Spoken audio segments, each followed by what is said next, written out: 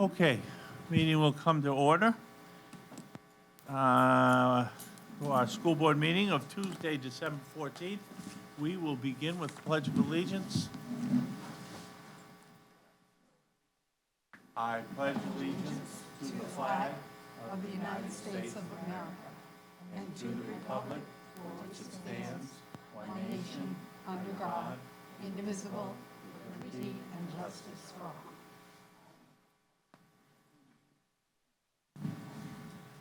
So we're going to rearrange the agenda a little bit, and we are going to begin actually with new business with Jenny Houston, art.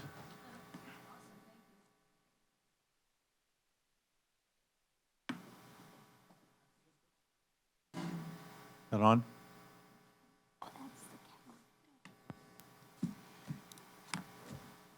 It's not working. Split up.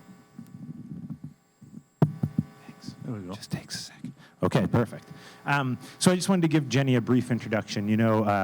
Just to speak on behalf of all integrated arts in Hamptons, I think we're extremely lucky at all three schools that we're able to offer our students such a high quality programming in terms of, science, STEAM, but also music, art, library, physical education, and technology. So Jenny's going to come up, Ms. Houston, and talk a little bit about a wonderful project she spearheaded. She came up with the idea and talked to administrators and some other people in the building, and I worked on it with the students.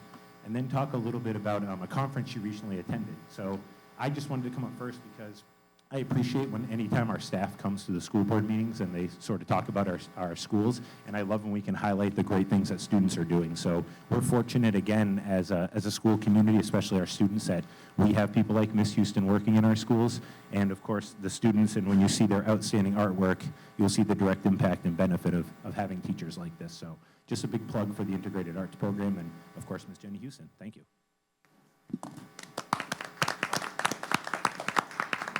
He's a lot taller than me. I just want to start by saying that we're really pleased to be back in our classrooms. This has been a very long, as we all know, 2 years really. And, I speak on behalf of all the arts teachers at Marston. We are so pleased to be in our rooms and be able to offer the programs for these kids the way they should be offered and at the level that they should be offered. And the artwork that you're going to see tonight showcases exactly that. So I've been really blessed. Dr. Costa and both my bosses, Kathleen Hoppe and Nathan Sadler, have been super supportive this year of some of the new things that I'm trying to put forward. I think as we shift forward into the future, things don't look the way they used to look. And so there's been some great opportunity for myself and through the support of administration to get out to Chicago and be a part of an SEL, social emotional learning, and COVID rescue conference that talked about how the arts can actually support kids through this transition. I've usually participated in many local art competitions, and as many of them are not existing, we thought let's create one in our school. And so we are donating a percentage of the money to a local foundation that works with Ocean Life, and I thought how appropriate, right? Hampton, we're a beach town. And so for the first time we decided let's just give it a try with our third graders. And so every third grader, about 114 of them, made a fish painting.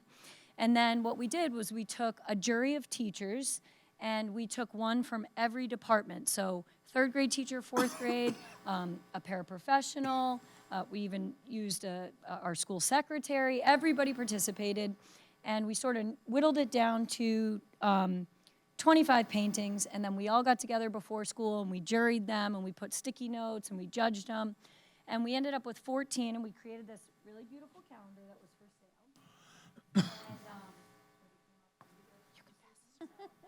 And it's really beautiful and colorful. And so what we did was what we've done in the past with competitions is top 3, and then it's everybody else as an honorable mention.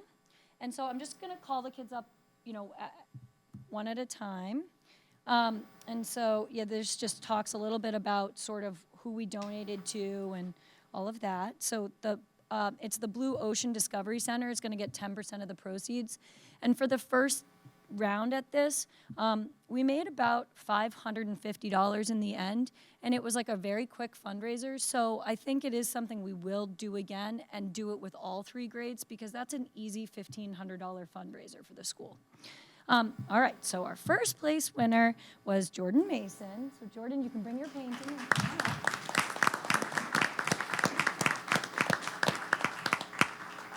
And you could just introduce yourself and tell them maybe like just a little bit about your painting. I'm Jordan, and my painting is a school of butterfly angelfish. I chose these color schemes because they blend nicely together, and What I really loved about watching Jordan do this painting was her attention to detail. She was so meticulous, and she even took it home at one point to work on it, because she really wanted to make sure it came out just perfect. So that was pretty spectacular. So great job. Thank you so much for taking the time to share with us tonight. Thank you. Oh, that's good. Oh, perfect. Okay. Thank you so much, Jordan. All right. And then our second place was Bella. Can you help me pronounce your last name? Sandalowski? Okay, perfect. Do you want to come up? Okay.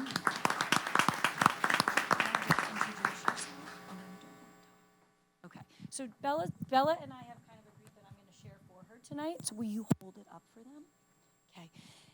So Bella actually was the only 3rd grader who chose to do puffins instead of a fish. And what I loved about watching her do this was, again, same as Jordan, very meticulous, but she did hers in sort of a different design. Everybody else did schools of fish, and she sort of layered the birds. And then she was really dedicated to figuring out how to do this sunset background, which I thought was really spectacular. So the attention to detail and the time she put into it, I think it shows for itself, but also sort of the uniqueness of this painting. I mean, 3rd grade, that's pretty impressive painting for a 3rd grader, so very cool. Thank you so much. All right, and last but certainly not least, 3rd place went to Bryce Talley.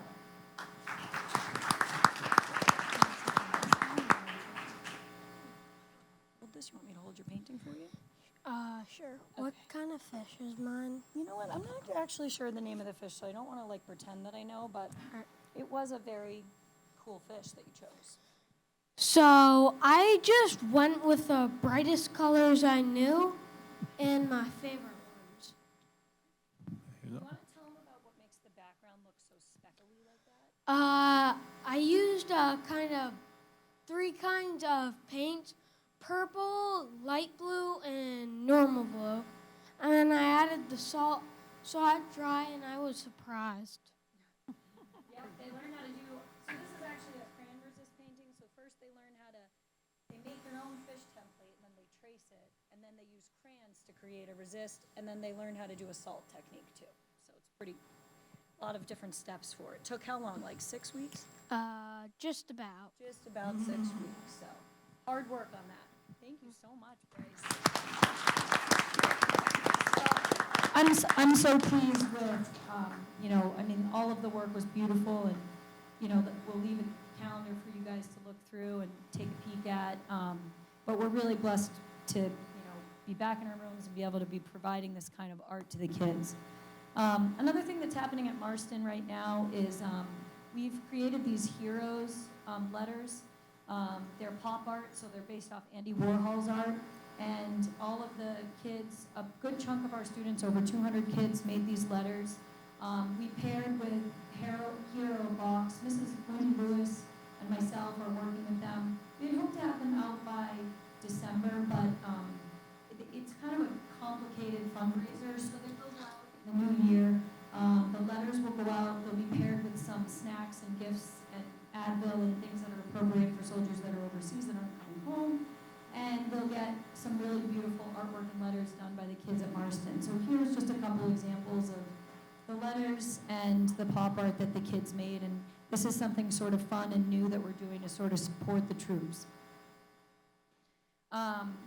This is a picture of me getting my award. I was blessed to be able to speak on at the National Arts Conference that I went to. I spoke on a panel of 15 teachers, and we worked under a woman who was a main presenter, and then we got together and we spoke as a panel. And it was a really great opportunity to get to talk about what's happening in Hampton, New Hampshire, with a wide range of teachers. And actually, when I was there, I had messaged my administration. There were so many principals, superintendents, school board members at this conference really trying to figure out how do we get kids back on track in schools, and can the arts help? And so this was a really wonderful opportunity. A little bit about what I presented on was project-based learning classrooms. How do we get kids to be able to really move around a room and function with confidence when they've been out of the classroom for so long, and how a well-designed classroom is a big part of that, and that it really promotes exploration and discovery. So just a couple main points that I spoke on was this idea of divergent thinking, project-based learning classrooms, how are we teaching to the 21st century learners, stations for kids, right? So instead of just putting everything on the table, getting kids to get up and be self-sufficient, meeting that need of the whole child. And so it was really kind of cool to be a part of that experience and get to talk with people about what are they doing and what are we doing. And it makes you feel good about the successful things you're doing in your own classroom. One thing that I did get to participate in was a conference called Let Me Try That Again. And it was really about how can we get kids to think about doing things again, how can we get adults to think about doing things again, so that we can feel confident and happy in lives that aren't always so simple. And it was really about social emotional learning and different techniques and ways we can do that as adults and with kids. And it's definitely something that at some point maybe in the new year I plan to share it with the staff first in a small setting. If it goes really well, then maybe we try it with some kids. So it was a pretty incredible conference, and I feel thankful that we have these opportunities to go. So I appreciate the support of the town in that, and thank you for that. Just a little bit about the goals for Marston, art and trauma. Art therapy is a great way to get kids who are having emotional trouble to have success. We see that kids come to school for the arts. And so you see it all the time. I got an email this week from a parent that said, my kid comes just because they love coming to art. And so, we're really able to reach kids in a new level. They can express themselves through bright colors, through all the things that bring joy to them. And so we're just trying to rebuild that program, get that program back out into the community.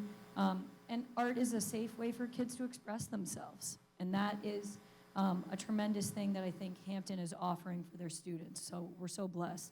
And so we're just going to keep going with what we're doing and try to keep creating some new initiatives. And I just wanted to take a moment to, share some of the great things the kids are doing, but also to thank you for, supporting the arts and getting us back into our rooms as quick as you did. And so we appreciate all that's happening in Hampton. So just a little bit about what's going on at Marston and the arts.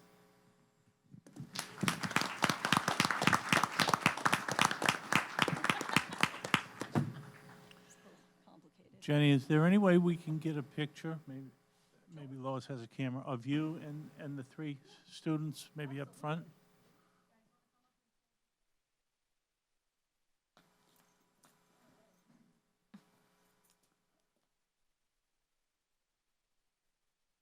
And I will be sure to get these out for families.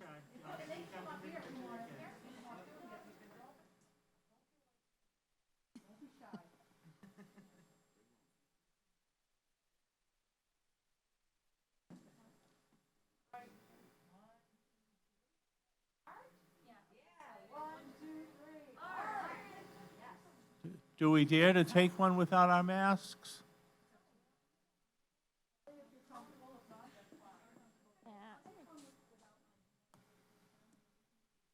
Yeah.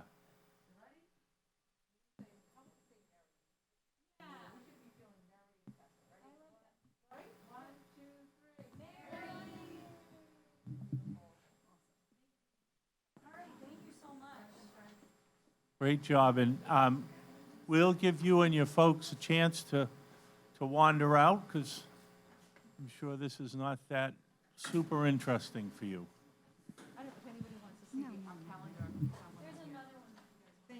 Thank you, Jenny. I can, you sure? Oh, thanks. Thank you, Jenny. We still have our fish painting hanging up at my house. Yes, I do. Our third grade fish painting. Thank you, Jenny. Those were really good. They're amazing. Thank you. Thank you for coming. These are so cool. And we will move another agenda item up, which is the 6.4, the CESPA contract ratification vote.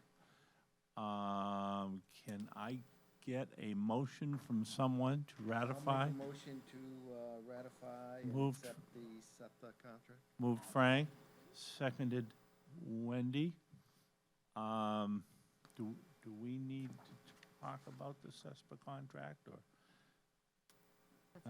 Not particularly. You've all seen it. Yeah. Talked about it. Okay.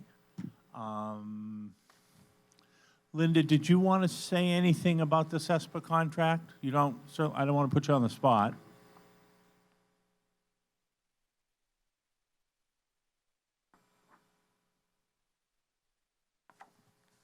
This is Linda Libby, and she's president of CESPA. These guys are amazing. I came over just to kind of help them out, and I wanted to say to all of you that it was an incredible experience sitting at the table.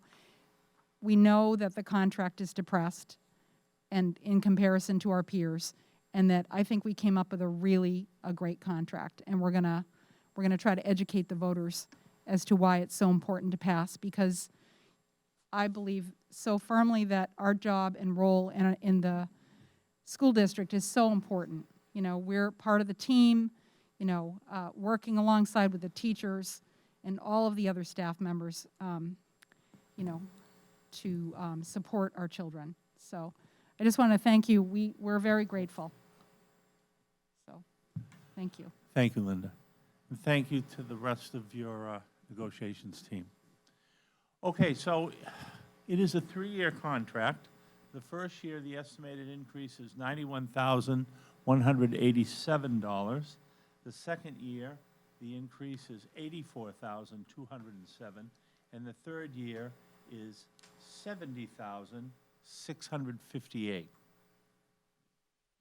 believe I have that right. And that's what the warrant article will be. Any discussion? Okay, all those in favor? Okay, so it is ratified, 5-0-0.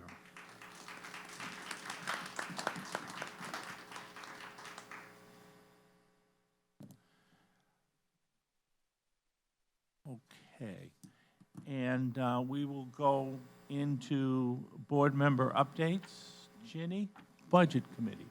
We are meeting next Tuesday for final review of the school, and that will be at 6 o'clock at the town hall. 6 o'clock. 6 o'clock. Okay. Weren't they going to meet tonight? They're meeting tonight, but they said they would hold the final review when we were there, that they were going to do it Tuesday night. Okay. Are they also reviewing the town? I think so. I Tuesday? believe so. All reviews are being done on Tuesday. Yes. Frank, could you move the microphone closer to you? Sorry. As far as I know, Frank, Okay, Yeah. so all reviews are going to be done on next Tuesday. Tuesday, unless they get carried, but I believe the school's going first. Okay. Well, I want to personally thank Virginia and Brian Warburton for acknowledging our program, our budget, and all the hard work that everyone on this board did. So it was well taken that they understood the dynamics of what we were presenting. And now comes the tough part, because now that, once it passes the final review of the Budget Committee, it is our job to make sure that the voters understand our budget and our warrant articles. Correct. And yeah, and for CESPA and everything. Yes, all our warrant articles, so we'll be working for them to pass. Okay. Andrea, Wellness? I don't have anything at this time. School Board Association, nothing new. Scheduling, Frank? Nothing new, SLC, Frank? No. nothing new. Rec Department, Andrea? I think that the best I can tell you is to just go onto their website and look at the new programs that are coming out starting in the new year. They're just kind of closing out a lot of the programs that they've been doing. And again, being very cautious about the increase in COVID numbers and trying really hard to balance the activities they want to do with the spiraling numbers. Okay.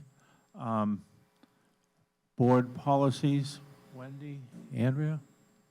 We met. We've got some first looks, I think, for tonight. Yeah. We also have the job descriptions for some of the stipend positions that we talked about. We don't have a policy written yet. That's on our agenda for January. Okay, policy for? Oh, sorry, specifically for the stipend positions. That's stipends, okay. So everyone should keep these stipends. We won't look at them any further tonight unless there's questions on them. But we'll be putting it as an agenda item We'll revisit next for month. January. Yeah. Right. Okay. And professional development, I have to thank L.J. Dutton and Dr. Costa for forwarding me the minutes of the meeting. And the professional development plan has been given to all the schools in special ed for review, to make corrections as needed, and then to get back to them, the whole committee, by February. okay. And PTA, Wendy? So I wasn't able to attend the last meeting, but we do have some updates. I was able to go to it was Santa's Whimsical Wonderful Sunday that they held at WIM this past Sunday. We had about 240 kids come through and get their Wow. pictures made with Santa, have something at the hot cocoa bar, get their pictures made on a really nice antique truck that they had. It was a fun morning, and they also raised $300 in cash and gift card donations. They're going to go to local families. Also, Reflections is underway, and it looks like in January we will have the Reflections, the various art pieces and things like that on display at the library. So look for an announcement about the actual days that those come out. You'll be able to come into the library, go into the lane room downstairs, and walk through and look at all the great art that the kids have submitted. Nice, nice. Negotiations, Frank and myself have concluded. Concluded, correct. I don't know if that's the hard part or if that's going to be the easy part this year. I just don't know. Steering committee, Frank? Nothing. Nothing to report. Curriculum, Andrea, Wendy? I just wanted to highlight one thing that Tim had put in his report about K through 2, and they are using the Lucy Calkins reading and writing program and phonics programs as well. So if you're looking for, the specifics of what they're doing, that's in his newsletter. Also, I just want to highlight one more time what Jenny Houston said, that they're doing project-based classrooms, and our SAU 90 for the last 10 years has been a pioneer in all of our schools of project-based classrooms, and just using this as a way of delivering the curriculum so that so many more students can be more successful than just rather the traditional rote memory and all that sort of stuff. It's just a much more inclusive way of delivering the curriculum. So I just wanted to reiterate that because Ginny had mentioned that. Okay, That's it. thank you. Town master plan, anything? Nothing. No. There is a meeting tomorrow evening, so I should have some updates for you at the next board meeting in January. Okey-doke. And did we have anybody who had public comment? Okay. Mr. Lannon? You're always first on the list.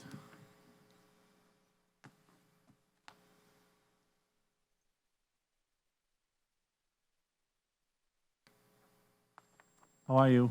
I'm very well. How's everyone doing? Happy Good. holidays, everyone. You too. Wishing you all a Merry Christmas, Happy Holidays, and be safe and healthy over the long vacation time.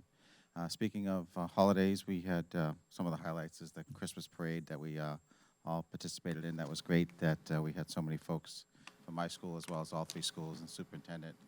We marched in unity in support of Evan, which was great. So it was a really nice time. December is a busy month with grades closing, report cards going out. They went online yesterday. Relatively no issues with anybody logging in and viewing report cards. Gearing up for the holidays, and we got some professional development this week with Mike Anderson joining us on Thursday. I'm glad to have him join us. We're the last school to be participating with him, and I'll highlight that in my report in January. And then there's some district-wide stuff happening in January as well with New Hampshire Listens and Demonstrated Success. So we're just gearing up for the mid-year and things that are happening. Any questions for me? Thank you all. Have a great night. Thank you. Mr. Sadler? Hello. Thank you for the Christmas card. Yeah. Boy, of course. It's tradition. We always send them, so keep it going. Otherwise, same as Mr. Landy, trimester 1 closed, and like you said, report cards went out yesterday. We didn't hear from anyone, but if any parents are watching and are struggling or having any trouble with their report card, just reach out to the main office. We can connect you with the tech department. Tim Smith is phenomenal over there. He handles all the data and stuff, and he will set you right up. So otherwise, it's the holiday season at an elementary school, so a lot of excitement and energy in the air, and the kids and I think the staff are geared up for a little break and a little rest and relaxation before we come back and, like Tim said, meet the mid-year in January. But other than that, it's just kind of status quo. Does anybody have any questions for Mr. Sadler? All right, well, thank you. Enjoy. Okay. Mr. O'Connor?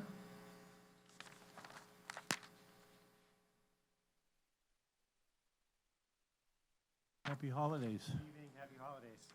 Let me bring that down. Mr. Sadler is much taller than I am. Hampton Academy, we're ticking along. First couple weeks of winter sports are underway. We're running basketball. Again, the kids are playing wearing masks. We are allowing 2 parents to come for each player, but we're not allowing spectators from the opposing teams to come in right now. That was the recommendation from our school nurses and the NHIA, so we're following those. Busy month. We are going to do you will see a virtual holiday concert, chorus concert. Our band teacher has been out since Thanksgiving. She's had COVID go through her children. Again, the little kids. That's where the spread is right now. So she had 2 little kids, and one got it, and the other one got it, and then she got it, then her husband got it. So we'll do a band concert a little bit later on in the winter, probably a late winter, early spring concert. The programs, as we talk about in January, we're running our ski club. First student was able to provide us a bus. We're putting 30 students on the bus, but there are over 100 participants. So I want to shout out to the parents who are all going to volunteer to help us get those kids up to the mountain and enjoy skiing, something we haven't done in a couple of years. Again, just like the other schools, report cards went out. We did find a glitch this afternoon in Power School. The technology department and Power School are working on that. It's not producing the card correctly where, we have standard scores and habit scores. Checks are coming out as check pluses or check minuses, and 1s, 2s, and 3s are coming out with 0.5s in them. It's not widespread, but I did send a message out to families today to please be patient. We're working on it, and we'll get those corrected. Conferences were great. We want to thank the PTA for providing us a breakfast, and attendance was very good. I know that it's very difficult for parents to come into school in those evenings, but the virtual platform that we're using, I think our attendance has never been higher. So that is one of those changes that Jenny talked about in our schools, and I think those virtual meetings may be here to stay. I think just involves more people, and again, the flow of those meetings works very well. Do you have any questions for my report? Okay? I think Mrs. Brand gave some good advice. She always does. And with cold and flu seasons, if your fever is over 100, keep your child home. Wash their hands, get a good night's sleep, eat healthy meals, drink plenty of water, and please give Mrs. Brand your vaccination card. And please, she didn't say it, but I am, please don't give your child Tylenol or anything else and send them to school so it wears off at noon. Thank you. But I think that's great advice. Mrs. Brand, as you know, has really been a standard, and I don't make a decision. It used to be that Mrs. Hughes and I would talk and make a decision, and now we don't make a decision without Mrs. Brand. So every school nurse, everyone in every school is working very hard.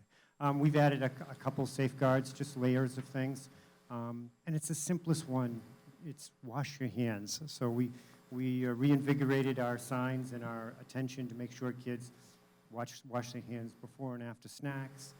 That's really how germs spread. We know that from being in a daycare. It happens in middle school as well. So those and again, our numbers have been pretty good compared to the primary and the elementary school, but we have a little bit more room, so we can account for some of those lower numbers because of the space we have here. Any other questions? Well, thank you. Merry Christmas. You too. Sure. So really special honor. So we hired a couple teachers this year. One of them is Miss Cara Dumont. She's a 6th grade social studies teacher.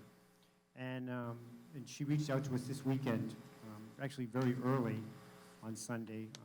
On Saturday night at about 1 o'clock in the morning, she received the scores for her national board certification. So we can now say that Miss Cara Dumont from Hampton Academy is nationally board certified teacher. That's quite an accomplishment if you're a teacher. You know, that is the pantheon of what you do. So we're very proud of her. Thank you.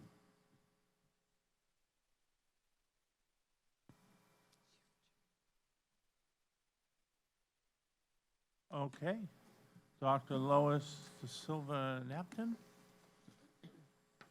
Good evening. Good to see everybody. You do have my report. This summer, we were asked by the state to review our procedures manual, and we went ahead and did that. They finally approved it, and it's there for you if you need to look at it. We didn't want to print it out. It's also posted on the website. So that approval letter was very awesome to get. And you see our numbers are holding somewhat steady, but there's a lot of up and down. So we'll just keep rolling with the punches. And yes, we purchased Goalbook for the special ed teachers. I know you saw that in the report, but it's a really awesome software program that's going to really enhance the teachers' ability to write some really effective present levels and goals for IEPs. We're very excited about that, and our case managers have been trained, and they are using it. And that's all I have at the moment. I will be coming back in a little bit to talk a little bit about special ed programming at Marston. You want to do that now? Do you want? Sure. Sure. Sure. Let's go for it. So we all know that we are required to provide the least restrictive environment for all students to have success. So what that means is we're always looking at our kids and saying, what else do we need to do differently? So I've been talking with the Marston administration and with Dr. Costa, and we are going to get creative. And this is not a new concept, but a few years back when you guys had the GROW grant, there was conversation about starting a ZOR room, a Zones of Regulation room at Marston. So we'd like to bring that idea back. It's a place for students to calm down or who are maybe dysregulated within the system. They need a place to go and have some conversation with another adult. Maybe get some skills so they can get regulated enough to get back into the system. Depends on how long they stay there. Could be a few minutes, could be an hour. It's not a place where you stay all day. It's not like that. It's a space to come and go. And it's open for the whole school, so it's not just a special ed thing. But many students who are special ed often access these kinds of spaces. So there are always hurdles when you're looking at new programming. The hurdles are, where's the physical space going to be, how are we going to staff it, and what are we going to do in there? So those are the things that we're going to be talking about over the next few months with the administration, and we will get creative and decide how to figure this out. We will stay within the current budget that you all have done. We're not going to ask for anything different than what is currently being budgeted. So we will get creative. Go ahead. I just have a quick question. Were we able to staff the Zor room after the staffing change at the middle school? Is there anybody I currently defer to running that? Dave. Dave, I'm guessing no, but. Well, actually, we have an update on that. So, okay. Dave, do you want to? Yeah, the Zor, No, the Zor the room. Zor room? Since the staff moved to the front As office. you know, we had our receptionist left in September. Ms. Hanson, who was in the Zor room, stepped in. I just forwarded application materials over to the superintendent's office. We had one candidate. We interviewed her, and she's great. And she possibly, we get all that paperwork done, she'll be starting on Monday. That's great. But she has experience with the zones of regulation and loves the idea of having her own room for Zor. That's awesome. It's a great program. I love that we're expanding it. So that's what we're thinking, and I'll keep you posted. Well, it sounds like a great idea. Thank you. As long as it doesn't cost any more money. I know. Great idea. I know. I know. We will, yes, that's okay. We're gonna figure something out. We can always repurpose. We can always repurpose, and that's exactly what I'm thinking. So we'll work with the administration, and repurposing is a really great idea, so we'll see. Thank you. Thank you very much. Happy holidays.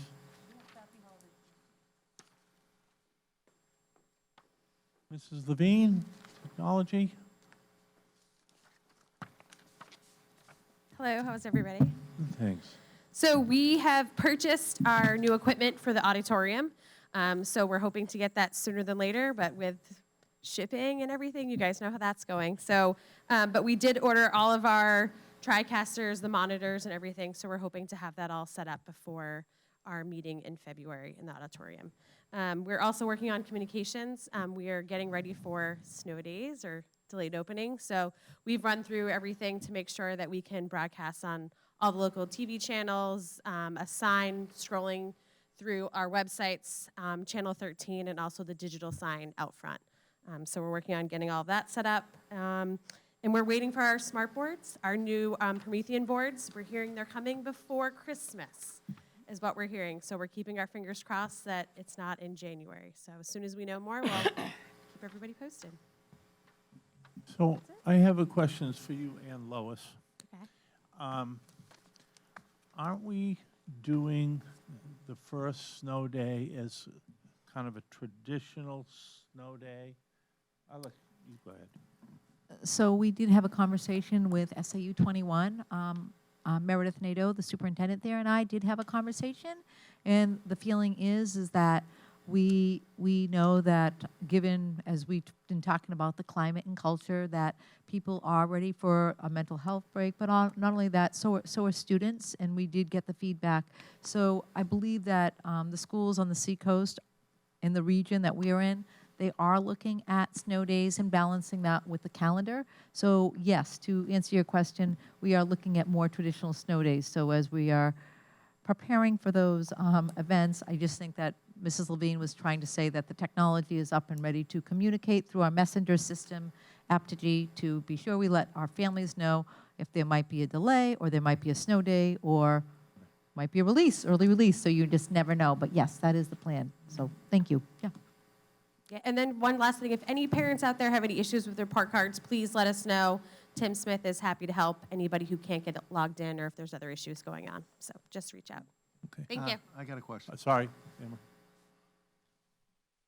Did we receive the funds appropriation for all the upgrades? We did.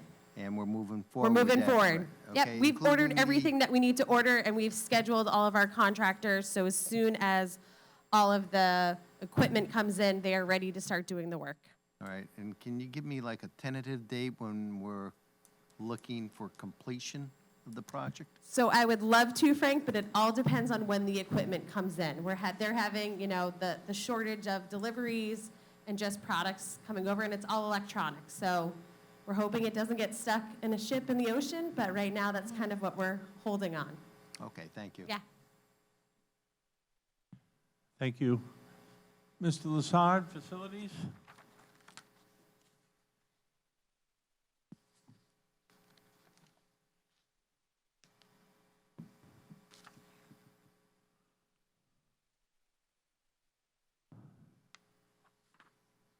How are you? Happy holidays.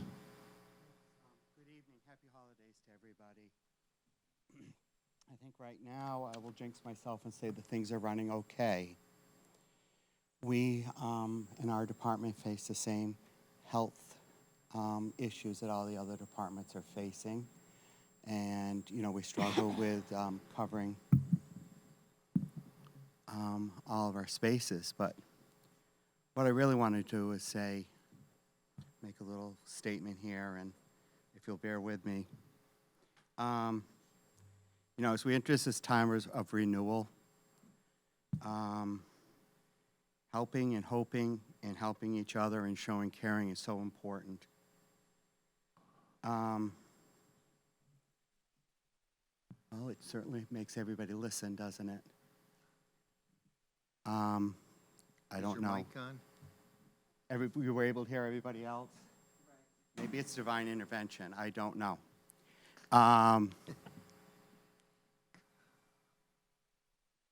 What I really want to do is I want to thank my staff. Knowing that the custodial staff has been through a tough time, although invisible most of the time, care about everybody's health, well-being in each and every single building. Every student, every instructor, every adult, and every occupant of this building. The new year should bring a new beginning. We should work at it one day at a time. Remember to appreciate each other. A smile and a nod goes a long way. As always, thank everybody for their support. I do want to thank everybody for their support this year. I reach out to the whole educational community, and I want them to know that we're not alone. We're all in this together. You may think you hate COVID more than the next person, but you know you're only looking at yourself and everybody else in the mirror.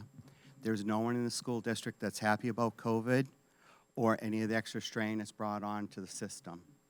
Everybody is really doing their best, and it really is time for everybody to look at one another and make an offering of peace and appreciation and thankfulness.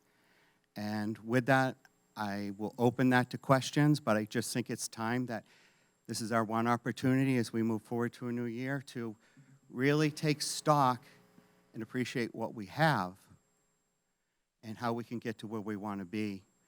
But if we all don't cooperate, work with each other, have each other's backs, and chip in, we're never going to get anywhere.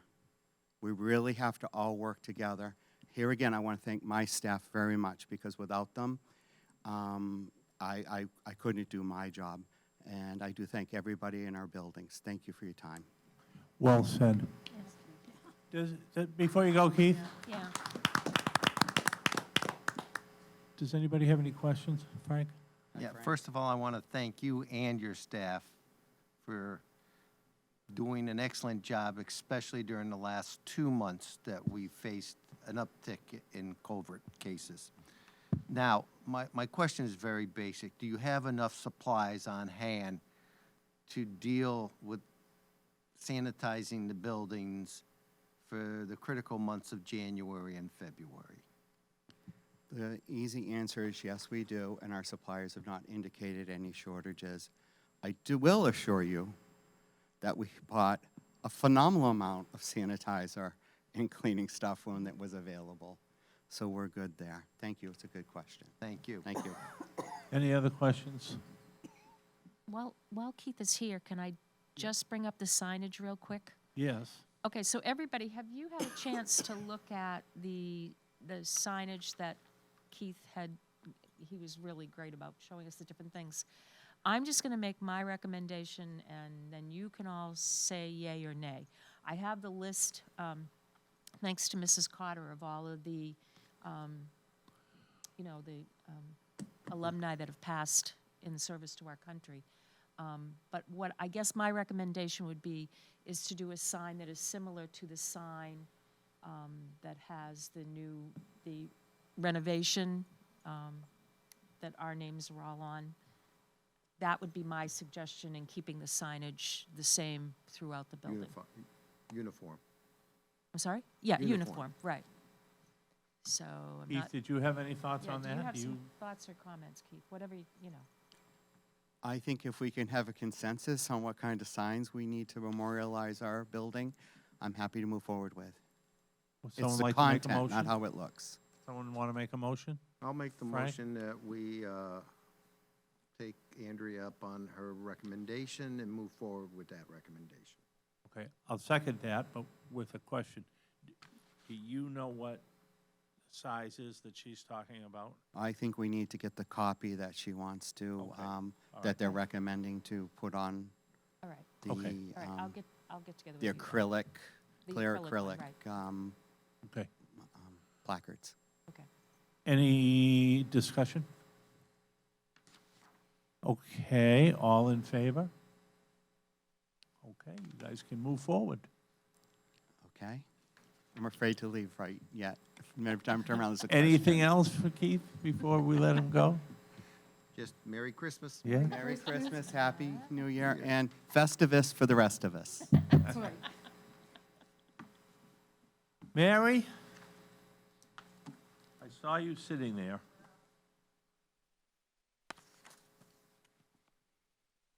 Hi, everybody. Happy holidays. Happy Bye. holidays. We are still feeding our children breakfast and lunch for free until the end of June. And I would like to thank my staff also. I don't thank them enough as I should, because everyone, leadership, all our team, teachers, custodians, everyone's working hard or harder than usual. So thank you, and that's it. If you have any questions. You haven't heard, Mary, if they're going to extend that free breakfast free yet? Not yet. No. Not yet. June 30th. June 30th. Well, last day of school. Right. Whichever Is that comes going to put first. us in the red, Mary? What's that? What's that? It's too early to tell, friend. Too early to It's tell. too early to tell. We're okay. Okay. Anything the parents need to know out there? No, No. I think we're all We're good. set. All right, thank you, Mary. Thank you. Wait, on another note, Mary, real quick, how are those twins? Twins are so cute. They're wonderful. Thank you. Everybody doing well? Just everyone's doing well and tired and just wonderful. That's good. Great. Thank you for asking. Thank you. Dr. Costa? Okay, thank you. So we do have a request to accept a $462 check from Hannaford Helps from Marston School. Moved Wendy, seconded Frank. Any discussion? All those in favor? 5-0. Thank you. Just a couple of highlights on my board report. As the principals have said, the report cards did go out. I want to give a special shout out to Tim Smith. He's our new data manager who is working alongside technology and the SAU. He is just such an asset to our district. He was accessible, available, and knowledgeable when it came to setting up report cards and assisting as needed. So a big thank you to Tim Smith, who is behind the scene but really did a great job with that. So just to let you know that. And also to Emily Buchan-Fixler, who is our outreach worker, who is working with area agencies to ensure that everyone is having a great holiday season, and to obviously the schools and the families for their generous donations for the Giving Tree, the food drive, and the various other generous donations in our community. And if anyone needs any support, please be sure to contact Emily Fixler Buchan. She can be reached at Hampton Academy, 926-2000. So if you need anything, let us know.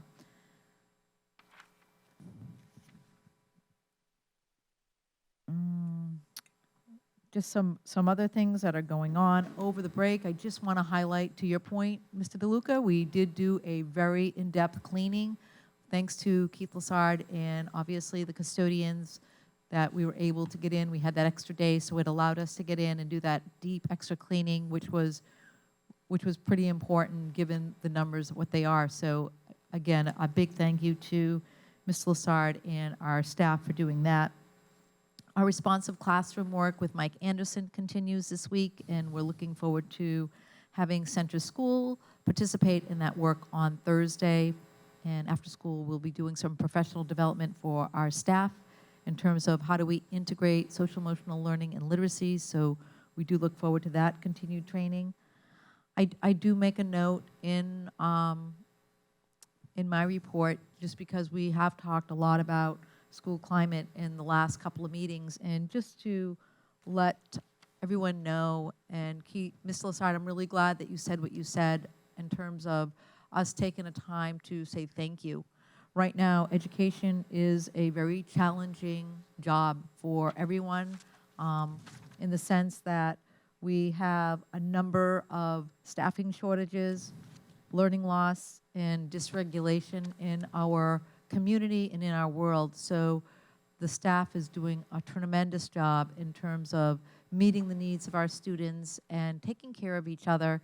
And just want to give a shout out to our administrators who are covering a number of classrooms with unfilled vacancies for substitutes. So as was said earlier in our meeting, families are becoming impacted by COVID. We're seeing stretches of that, not just in Hampton families, but in our staffing families. So a big thank you to the leadership team, and if anyone's looking to substitute in our buildings, please fill out those applications, and I'm happy to expedite your application as soon as we can, and we'll get you on our list. So we want to put that out there. And as we know, our statewide assessment results are in, and those did go out last week. So students in grades 3 through 8 should receive those if they haven't already. Next month, we will be providing an overview for families. We are looking at those scores and determining our next steps, as we are always a data-driven district that we use to gauge and inform our professional practices and instruction in the classroom. What else? I'm going to, in the agenda, give our principals an opportunity to talk about their response to COVID-19. We know that there has been an uptick in our community, particularly, as was noted by Principal O'Connor, in Center and Marsden schools, the younger students. And so I do know that they have worked with their school nurses to come up with those additional layers to ensure that we're doing everything we can to ensure the safety of our students and our staff. So when we get to that on the agenda, we can do that. But that's, I think, pretty much it on my report. If you have questions, I'm happy to take them. Frank, just hold on just a minute. In your report, you talk about the budget, and you put the anticipated increase. Yes. Can you mention that to the public? I would be happy to do that. So the leadership team works as a team when we are building our anticipated budget for next year, which is, believe it or not, 2022 to 2023. We start the process in the fall, so in late September, beginning of October, and then the board goes through page by page and looks at every line item to ensure that we are being responsive and responsible. And I can tell you that we, as a leadership team, were very fiscally conservative and very understanding of what our community is dealing with and how the pandemic may have impacted their own personal families and homes. And so when we looked at a budget, we were able to really prioritize what was most important to us. And in many cases, as you know, we wound up flatlining our budget, which meant that even though we know inflation is up by 4 to 5%, we actually kept it at zero. So at the end of the day, the final budget that we have passed on to the budget committee was up less than 1 percentage point, or 0.86. So really trying to be mindful of our community and our needs, and we feel that we have put together a very strong budget that was providing our students with a first-rate education. We take this very seriously, but at the same time, recognizing where we might be able to make some changes and we'd be able to cut back. So I think we really prioritize what the needs were. Thank you. Yep. Any questions for Dr. Costa? Frank? Before I get into my actual question, I want to say that uptick, that less than 1% increase was primarily due to contractual things that we needed to accomplish: transportation, health care, and also, as everyone knows or doesn't know, the state has continued to convey to towns in New Hampshire an added increase in the pension fund that they've passed along to us due to some bad investments years ago. So that's why we had that slight uptick. So just to convey that to the general public. But my question is, on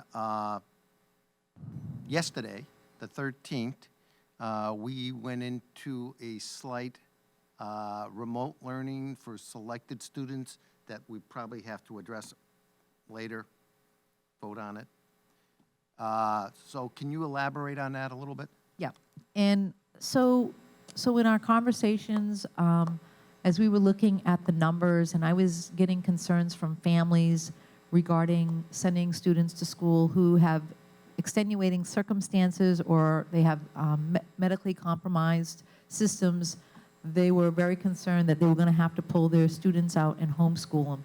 And what it said to me, and looking at we did have some clusters, which means that there were 3 or more connected cases in a classroom. It came to mind that we do have some transmission going on, which is obviously of concern to me and the leadership team. So in talking with the school nurses and in talking with the team and in talking about what are the things that we could do, the thinking was we know that the state is very clear about in-person learning, and that is our first priority. We know as a district that there is no substitute for in-person learning. However, we do have some students that are medically compromised or come from families where they have family members that might have extenuating circumstances, including those that may be medically compromised. So we wanted to do a survey, which is what we did. We did a survey to see how many would be interested in participating in that. Right now, after all was said and done, we have less than a dozen per school that are participating in that remote learning option. We were very clear that given how few students were going to participate, that this was going to be, for the most part, asynchronous. So there would be teacher support, but that, and some check-ins, but most of the learning would be done. It would not be synchronous, which means that there would not be a live teacher doing lessons from 8 to 3. It was not going to look like what it looked like last year. We simply do not have the resources, but there would be support for those students that needed to have a remote option. And just so you know, I did make the state aware of what we were doing, and they applauded our efforts in light of the case counts in our district and in the state. So we were given the green light to do so, and just keeping everybody in the loop of what we were doing. Okay, and this program is basically 2 weeks prior to the break and 2 weeks after the break, which is the highest transmission scenario, right? Right. It's actually 8 days before the break and then 2 weeks after the break, again, concerned about what might happen over the holiday break. So, we're hopeful that, if we can get through really the next 3-4 weeks, we're hoping that we'll see a more traditional pattern of what we saw last year. But time will tell. And I'm glad you elaborated on that, because I think there was a misconception with the article in the Seacoast Hampton Union that basically, if you read between the lines, said we were going to full remote, which was not the case. No, that is not the case. That is not the intentions. It was very clear with the reporter that our first priority is in-person learning and that we were not going to disrupt the orderly operation of what's currently going on. And that really we were looking to add some additional supports and another layer, again, as a way of being responsive to our families and their needs. Thank you. You're welcome. Okay. I have a new business item, COVID-19 updates, or? Yep. Okay. And I didn't know if the principals wanted to talk just briefly about that, because I know there is great interest in, again, it's just very quickly, if they wanted to tell us their numbers or what they're doing.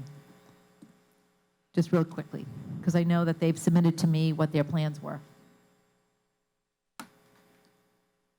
Hi, good evening. And again, the intention was for those families that may have somebody who's medically fragile at home or a student whose immune system is compromised. So we have 13 students right now. So it's basically 3 or 4 per grade level. Mrs. Hughes and I meet with the students at 9 o'clock in the morning, and then they'll meet with their team teachers later on in the day. As Dr. Costa said, it is asynchronous, so we are not providing live lessons. There's more of a conversation. The assignment is given. That is, it's a very temporary basis. That's not sustainable to do that. And again, it's more, we call it educational support, because it doesn't look like remote or hybrid did of the years past. But so far so good. We're 3 days into it, and the kids are showing up, and they're interacting. And we've actually had a couple kids say, no, I want to come back to school.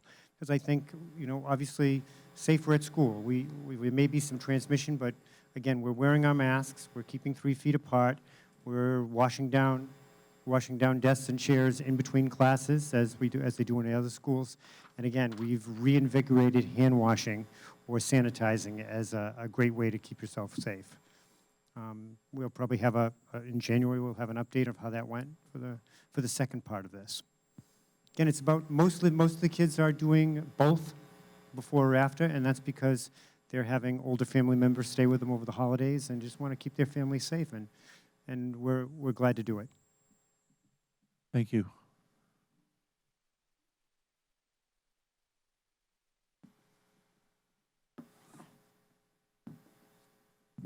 Hello. So similar to Mr. O'Connor, we had a number of students who had originally signed up or completed the survey, expressing an interest.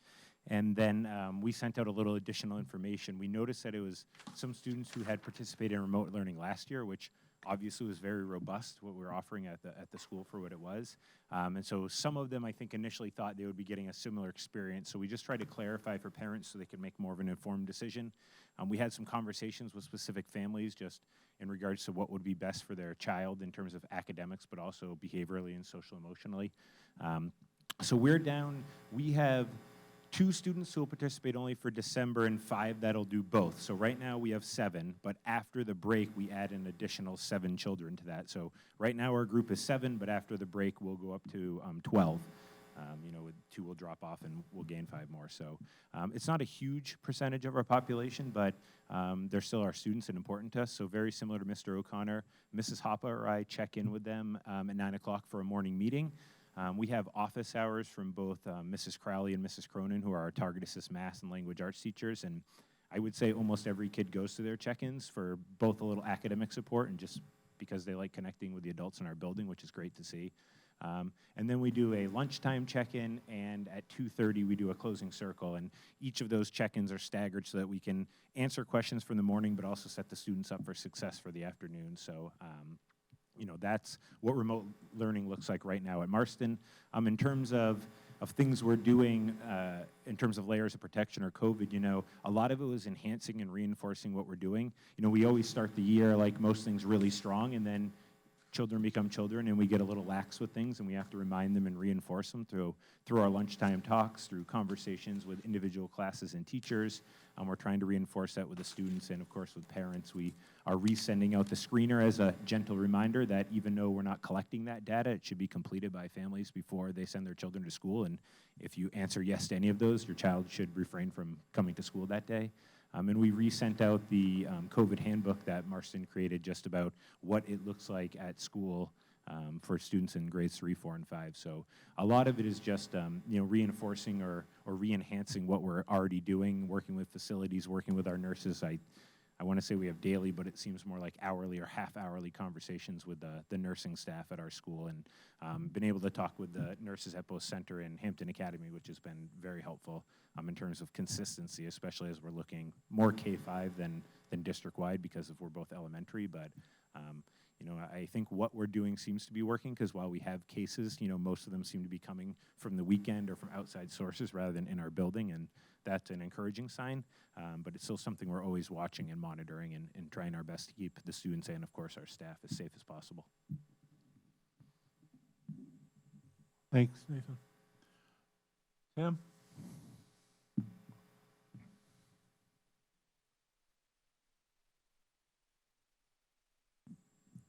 It's nice to go last once in a while.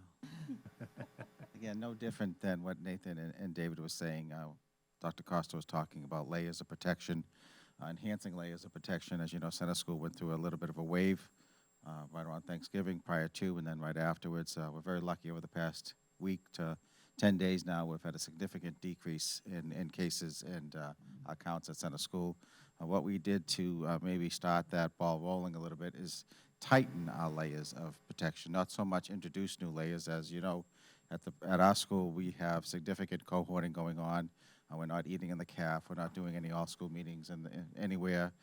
Masks are on at all times. So we're just continuing to make sure our layers are tight and make sure what we're doing in the classroom is safe. We're 3 to 6 feet apart. We're doing what we need to do. So that's a little bit more supervision. Jamie and I are making sure that we're doing a little bit more supervision on that, a little bit more gentle reminders on that. But the enhanced cleaning and the extra tightening of layers of protection that we're doing will go a long way. So we're going to continue that. Every time we think we can take our foot off the gas, we obviously we can't. And we had a calm start to the year with only a small number of cases. But then, as you all are aware, we got hit with a little bit of a wave.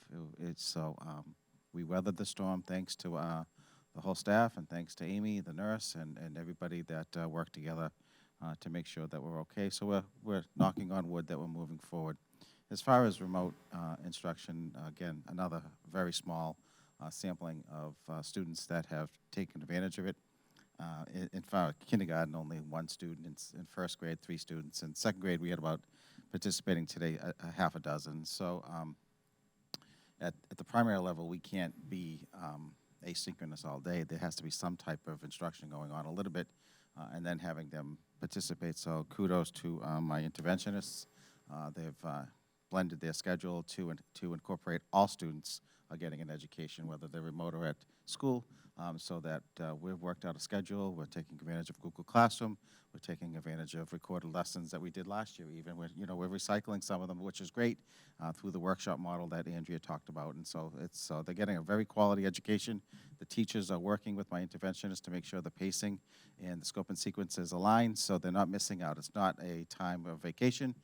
They're getting an opportunity to get some instruction as well and be safe if they feel that they need to be safe. So it's just a small window we're going through, and we'll be fine. So any questions about Center School? How many did you say in first grade? First grade, there was only 3 students sign up, and in kindergarten, only 1.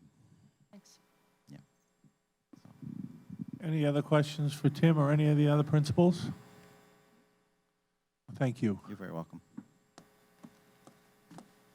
So, working through the agenda, we have a warrant article that we need to vote on and approve for Sacred Heart to raise and appropriate for Hampton students to attend Sacred Heart School the amount of $65,308. And that's for 62 Hampton students. Can I get a motion? I'd motion that we move the warrant article forward, recommended by the school board. Okay. Second? I'll second it. Frank? Discussion? Question. I have a question basically to Mariah. Prior to the pandemic, it's always been between $43,000 and $45,000. At the height of the pandemic, we went to roughly about $68,000, and we understand that that was because the number of parents chose to move their children to Sacred Heart Correct. because we were on a remote learning scenario. Now, it's also my understanding that some of those students returned back to this SAU 90. Why is the number still extremely close to last year's budget number, especially when we had a number of students return? I believe we have 65 students there now, right, as of this year. And how many did we have last year? 68.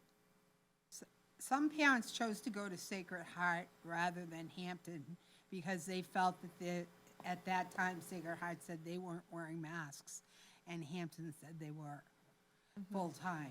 So Sacred Heart said they weren't going to wear masks, and some parents chose to go to Sacred Heart for that very reason.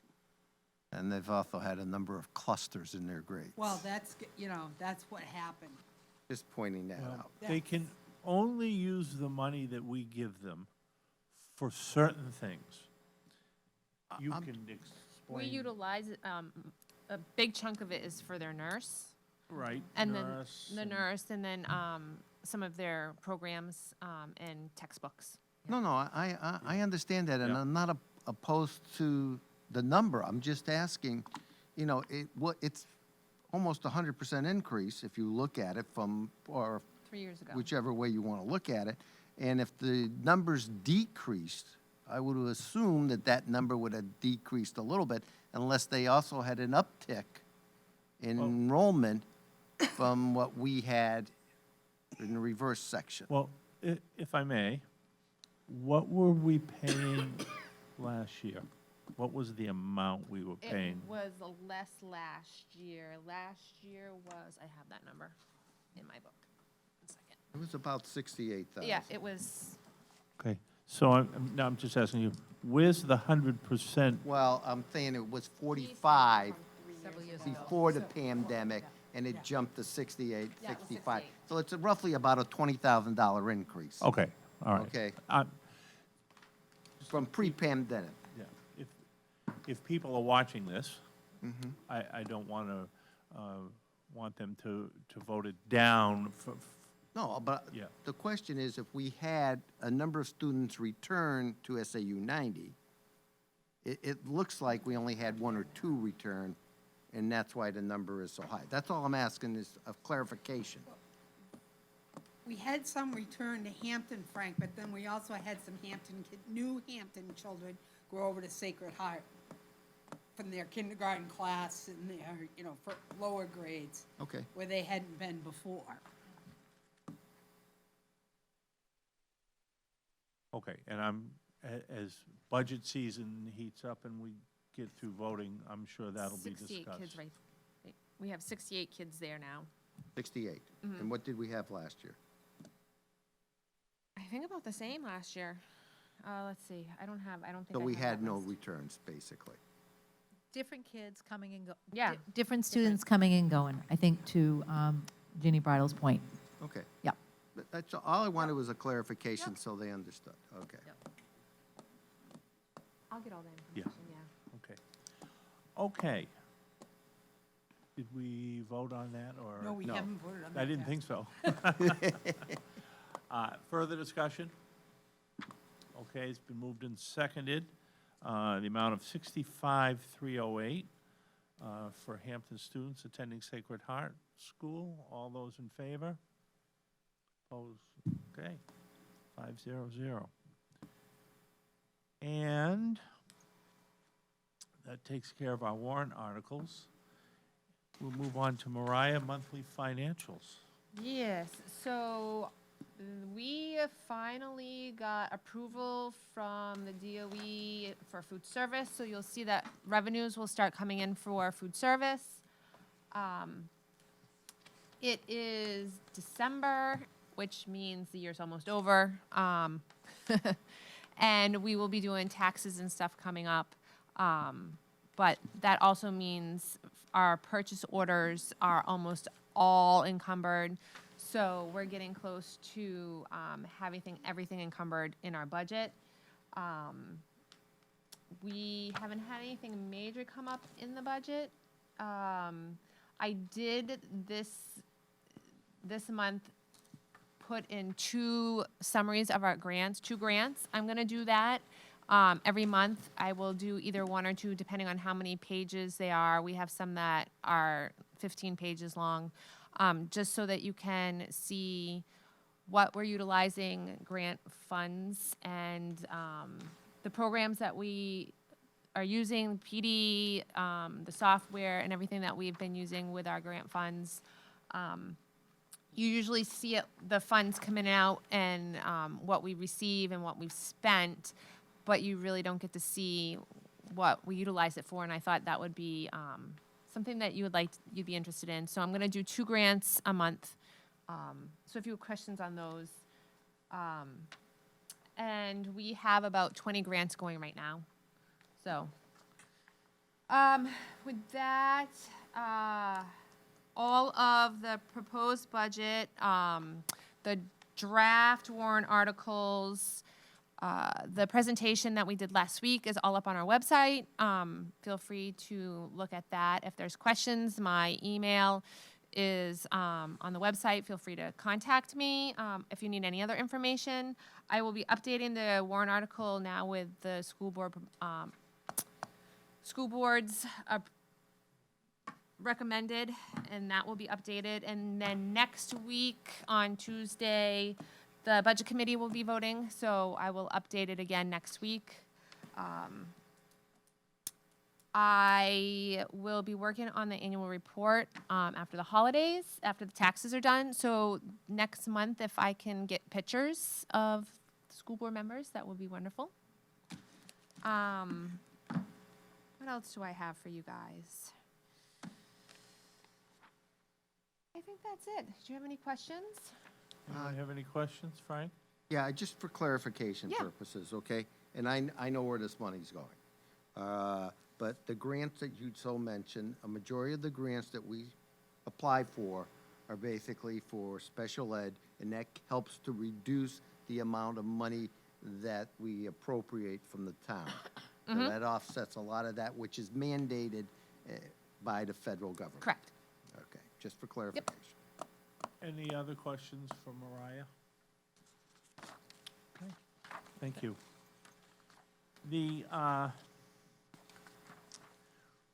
We have a resignation, but I think we're going to talk about that in non-public. Okay, and we have some policy reviews. Don't think we have to go through all of them, but the first one caught my eye on school board elections. And it was changed. It says the school board shall consist of, I think we're crossing out five members Who's doing that? and putting an odd number. Now, I agree that it should be an odd number, but How did this come How can we do that? Doesn't that have to be if it's, I don't know how that ever started, but I don't know. well, these come to us from the School Boards Association. They do, and they are recommending that it go to an odd number. And we can when the policy committee sits down, we have the choice of accepting the changes or rejecting the changes. It's really completely our decision. So if you prefer to keep it at 5, we can do that. Well, it's just if a town meeting said 5, then we have to stick with 5. Right. Yes, and I recommend we stay with the 5, and which is an odd number. It is. It works. So that would be my thought also. Further discussion on that? So when we see the second read, it's going to say 5. Yes, it is. Okay. I looked at all the other ones, and other than the one way back here, it was, sorry, it was on,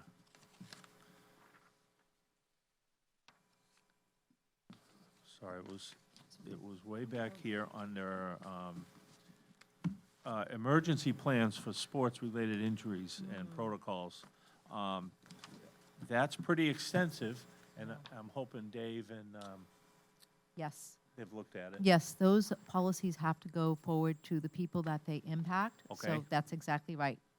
It would. It would go to, obviously, like Jim Yeah. Doherty, our athletic director, and everyone else. Right. Correct. Okay.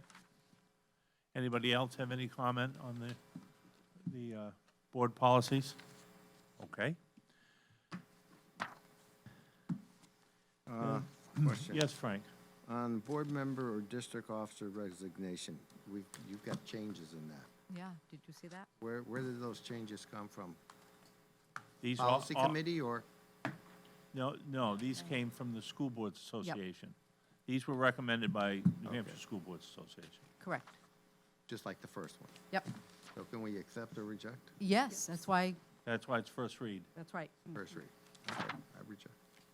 Do you want to go, do you want to look at it? I looked at it. I'd rather stay with what we have without making those changes. And, yeah, we have that. That is your prerogative, absolutely. Just remember that for next week. Yep, I'll Next do month. it next time. So, just so, can you give me the policy number just so I have it? Which one? I think it's BBBC. Because they're all kind of connected.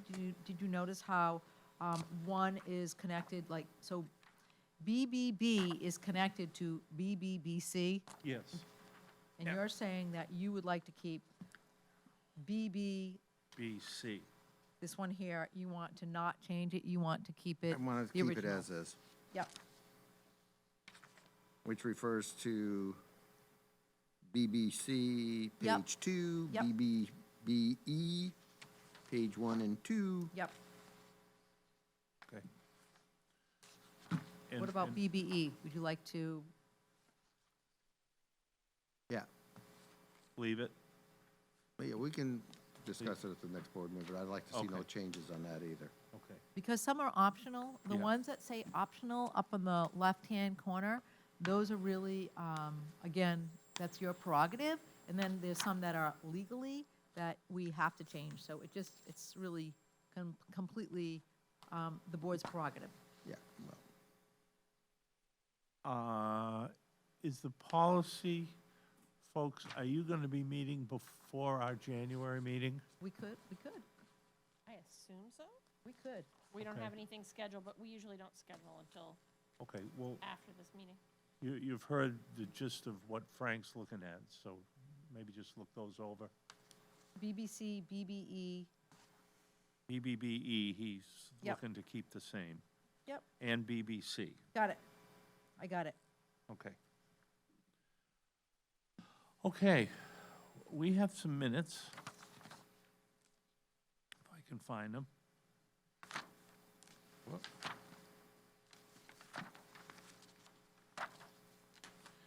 We have some minutes of November 9th. Public and non-public. Can we get a motion to approve those? I'll make a motion to Andrea, approve those. second? I'll Frank? second it. Any discussion, changes? All those in favor? Okay, 500. And that was public and non-public, correct? Correct. And I think that is it. We need to go into non-public under RSA 91A, number 3, Roman numeral 2A. Roll call. Ginny? Aye. Andrea? Aye. Frank? Aye. Aye. Wendy? And I. So at this time, we're going to go into non-public.